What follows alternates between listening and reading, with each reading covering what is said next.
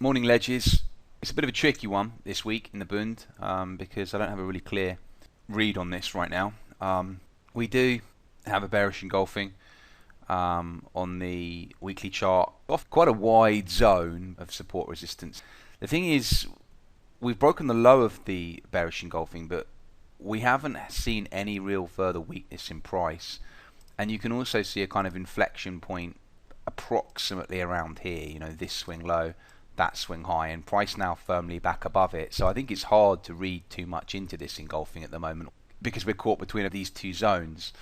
Although I do still consider biases like this to be valid until we negate them by taking out the extreme.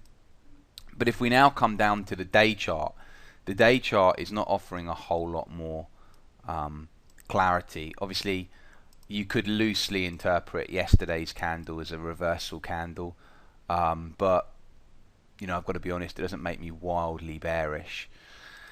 And at the moment, I just think it's quite tricky to pin it down. If we trade down today to 32s, which is the last high pre-breakout of this previous resistance zone, I'm going to try it long at 32s. I'll run a stop at 27s underneath this thrust candle, likely only play it as far up as 39s, this little swing low here.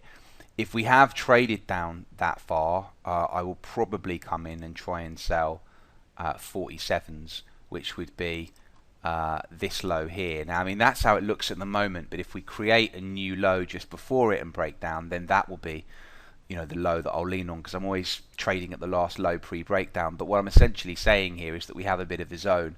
So I can see something along this line potentially developing. The market moves down here. We get long into this kind of area here, take profits, then wait and see. And if it does squeeze a little bit more, then sell it there for perhaps another test of the lows. There is another little inflection point up around double O's that I was looking at on the 5-minute chart yesterday, but I think that a break beyond that and a retest, whilst not a bad trade, doesn't give you a whole lot of room to play for. I mean, we've got 12s as the volume value area low from Christmas week that we more or less turned off yesterday. And let's not forget that we've got a 60-minute level there as well. And if I switch on to the 60-minute time frame, you'll see it's these lows here.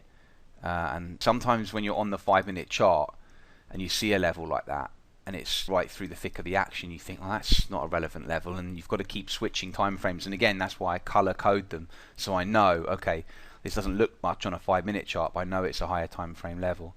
And I'm just concerned that there's not a lot to play for, and I do think there are better levels. Let's move up.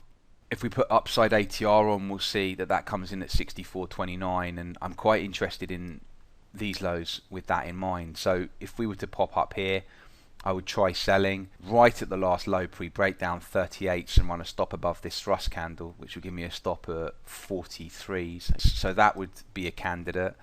I wouldn't trade a swing failure of this high, simply because I don't think it would have too far back before you could start running into problems. So there's a few things, but I mean, these are relatively short-term plays here. I'm certainly not looking to run anything from a bias perspective.